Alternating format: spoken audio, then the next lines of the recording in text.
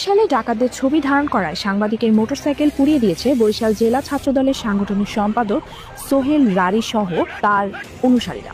বৃহস্পতিবার ২৭শে মার্চ দুপুরে বরিশাল নগরীর কোর্ট কম্পাউন্ডে এ ঘটনা ঘটেছে। খবর পেয়ে ঘটনাস্থলে পুলিশ ও সেনাবাহিনীর সদস্যরা ঘটনাস্থলে উপস্থিত হয়। তখন পালিয়ে যায় সোহেল রারি সহ ছাত্রদল নেতা আলমাস, ইমরান সহ ১০ থেকে ১৫ জন নেতাকর্মী।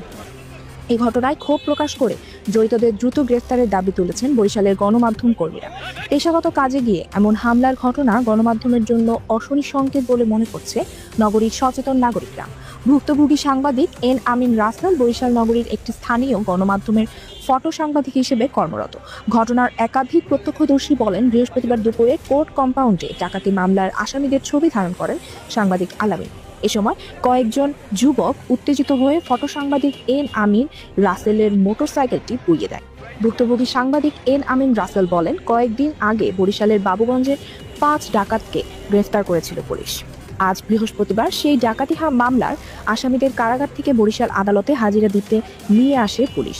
তখন ওই আসামিদের ছবি ধারণ করতে গেলে প্রথমে বাধা দেয় বরিশাল জেলা ছাত্র দলের সাংগঠনিক সম্পাদক সোহেল রারি।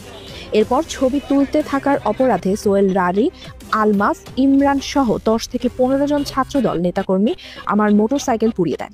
সুশাসনের জন্য নাগরিক সুজন এর বরিশাল জেলার সাধারণ সম্পাদক রফিকুল ইসলাম বলেন, ছবি ধারণ করা গণমাধ্যম কর্মীদের দায়িত্ব।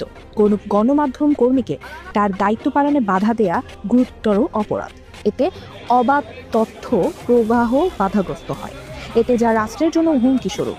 এই ঘটনায় জড়িতদের অবিলম্বে গ্রেফতার দাবি করেন তিনি। কোতোয়ালি মডেল থানার ভারপ্রাপ্ত কর্মকর্তা ওসি মিজানুর রহমান বলেন, খবর শুনে ঘটনাস্থল পরিদর্শন করেছে পুলিশ। এই ঘটনায় আইন অনুযায়ী ব্যবস্থা নেওয়া হবে বলে জানান তিনি।